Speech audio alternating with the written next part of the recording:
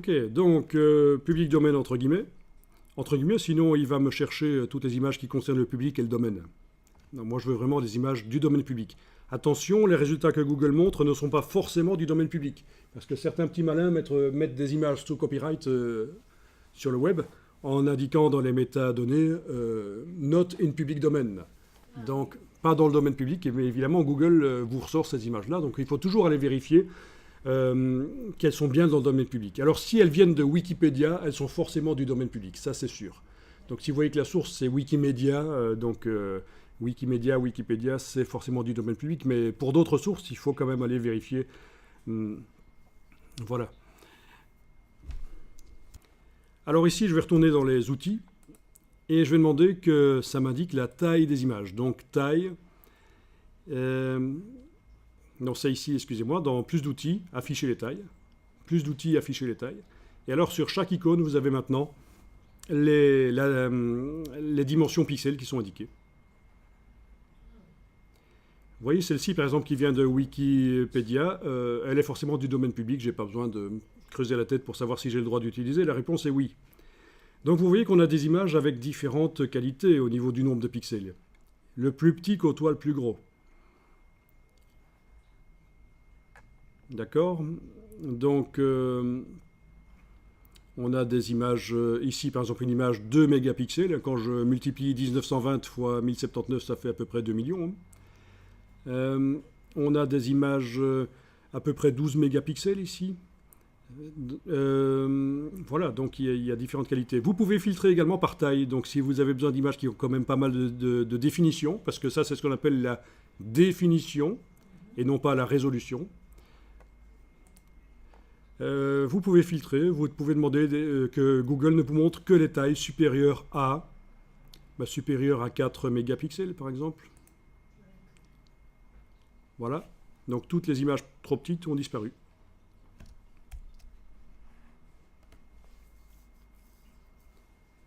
Ok. Alors, on va en télécharger une et on va l'ouvrir dans Photoshop. Donc techniquement, il est possible de faire du copier-coller directement du navigateur vers Photoshop, mais je vous conseille toujours de mettre ça sur un dossier plutôt. Alors, vous connaissez le système du contrôle-clic sur le PC, commande-clic sur le Mac. Plutôt que de quitter votre page de résultats, vous allez faire simplement CMD-clic sur une image. Et ça vous ouvre un nouvel onglet, comme ça vous ne quittez pas votre page de résultats, vous voyez juste l'image dans un nouvel onglet. Ok, alors les images qui m'intéressent, écoutez, moi je vais prendre une image qui montre quand même un sol assez plat, parce qu'en fait on va aller poser des choses dessus. Oui, oui. Donc je pense que cette image-ci, si vous la voyez, ça peut être bien. Voilà. Alors évidemment, ne téléchargez pas cette image qui est là qu'on voit dans le navigateur, parce que c'est une prévisualisation qui est parfois assez basse définition. La vraie image, vous allez la voir quand vous allez cliquer sur afficher l'image. Voilà, ça c'est la vraie image avec tous ces pixels. Il y a une petite loupe qui vous permet de zoomer, parce qu'en fait l'écran est trop petit pour montrer tous les pixels qui sont dans cette image.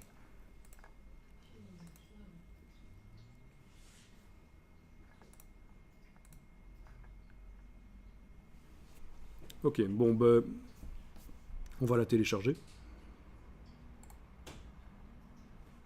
Donc, clic droit, enregistrer l'image sous.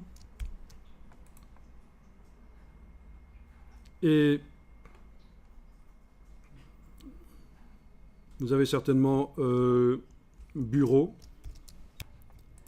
Bon, enregistrez ça sur le bureau.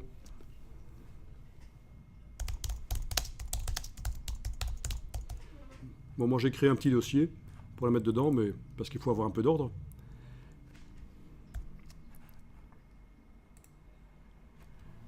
Donc, typiquement, là, je suis allé chercher une image sur le web. On est allé chercher une image sur le web. C'est du JPEG. Ce sont des formats de sortie qui sont pas... C'est pas l'idéal pour travailler dans Photoshop. c'est ce qu'on appelle un format de sortie final, le JPEG. Mais c'est une photo de désert gratuite. L'alternative, c'est que j'aille dans une banque d'images et que je télécharge une image dans un format plus sérieux que le JPEG, le TIFF par exemple, ou alors que je fasse une photo de désert moi-même en RAW. Vous connaissez le format RAW, ce que l'appareil photo produit de mieux. Tous les détails dans les images ont été capturés et mis dans le fichier, le RAW, RAW. Mais bon, tout ça coûte beaucoup plus cher que d'aller sur le web prendre une image en 3 minutes.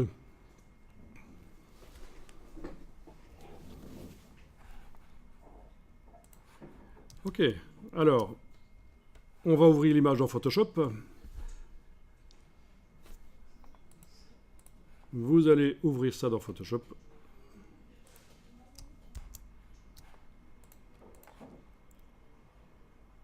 Donc, fichier ouvrir. Une question qu'on me pose assez souvent, c'est tiens, dans Photoshop, est-ce que je dois importer? Fichier importer. Est-ce que je dois, par exemple, créer une nouvelle image et importer dedans? En faisant comme ça, par exemple, fichier nouveau, OK, et puis fichier, fichier importé, où est-ce qu'ils ont mis ça? Oui, fichier importé ici. Ben non, en fait, la règle, c'est que importer, on l'utilise dans les logiciels quand on veut importer des choses que le logiciel ne produit pas lui-même. Ici, je suis dans Photoshop. C'est un logiciel qui produit des pixels. Si je veux ouvrir une image dans Photoshop, la récupérer, je ne fais pas fichier importer, je fais fichier ouvrir. Par contre, si je suis dans Illustrator et que j'ai une image pixel, là oui, je fais fichier importer. Et si dans Photoshop, je vais importer des vecteurs de Illustrator, je fais fichier importer. Vous voyez, c'est ça la règle. Hein. On réfléchit, qu'est-ce que le logiciel produit comme matière? Est-ce qu'il produit, dans ce cas-ci, des pixels? Donc, c'est fichier ouvrir. Importer, ce sera pour importer autre chose que les pixels. Ce sera pour importer des vecteurs dans le cas de Photoshop.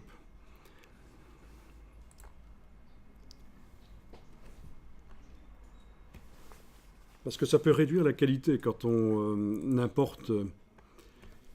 Parce que votre document qui sert pour recevoir ce qu'on importe, il a certaines caractéristiques qui peuvent diminuer la qualité de l'image qu'on importe. Donc ici, c'est bien fichier ouvrir.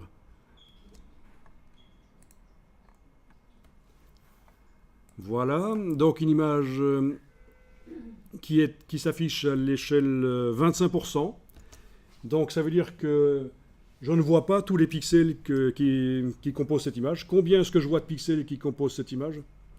1 pixel sur 16 en fait. Je ne vois qu'un 16e des pixels. Ben oui, hein, quand on est à 25% d'affichage, si on réfléchit en termes de surface, ça fait pas un quart, ça fait un 16e en fait. Hein. Donc on ne voit qu'un 16e des pixels. Et vous pouvez avoir parfois l'impression que les images sont de mauvaise qualité parce que ça fait des moirés, ça s'affiche mal. Pour vraiment visualiser correctement les images, il faut les afficher à 100%.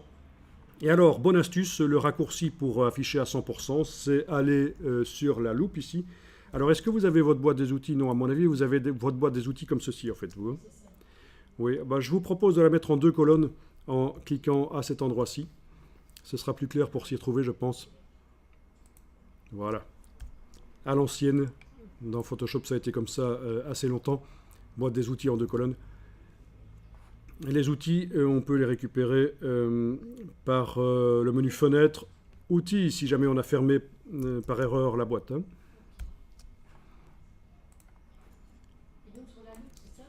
Donc, il faut aller sur la loupe et double-cliquer. Et là, l'image s'affiche à l'échelle 100%. Et donc, ça veut dire que chaque pixel de l'image s'affiche sur un point d'écran. On a fait correspondre vraiment la trame de l'image et la trame de l'écran. Et puis, à partir de là, vous pouvez utiliser la main pour faire voyager l'image dans sa fenêtre. Mais on va prendre assez rapidement la bonne habitude, la main de l'appeler par le raccourci clavier. Je vous en parle un peu plus loin, parce que ça ne sert pas à grand-chose d'aller activer l'outil, en fait. Et là, vous pouvez faire voyager l'image dans sa fenêtre. Je suis sur la main, mais je ne veux pas voyager. Tu mets la main sur l'image et tu cliques et glisser. Oui, donc il ne fallait pas double-cliquer sur la main, mais c'est intéressant de connaître ce système aussi. Le double-clic sur la main, c'est quoi? C'est faire apparaître l'image le plus grand possible sur l'écran. Et donc, dans mon cas, en fonction du nombre de points que j'ai sur mon écran, là, elle s'affiche à 31,2%. Donc, il y a à peu près 1 pixel sur 9 qui est visible. Donc, c'est le double-clic sur la main. Je redouble-clique sur la loupe, elle s'affiche à l'échelle 100%. Je clique une fois sur la main et je bouge. J'arrive à bouger l'image dans sa fenêtre. Vous avez une palette de navigation qui est disponible. Allez un peu dans le menu Fenêtre, Navigation. Voilà, menu Fenêtre, Navigation, c'est classé par ordre alphabétique en fait. Et là, vous voyez ce que vous êtes. Le rectangle rouge vous indique ce que vous êtes en train de regarder de l'image. Comme son nom l'indique, c'est une palette qui permet de naviguer.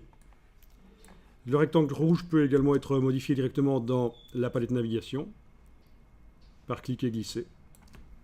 Vous voyez ? Cette palette navigation, elle peut s'agrandir. Quand on travaille avec plusieurs écrans connectés au PC, on peut l'agrandir en grand sur un des écrans. Donc elle peut être beaucoup plus grande que ce qu'on la voit là en fait.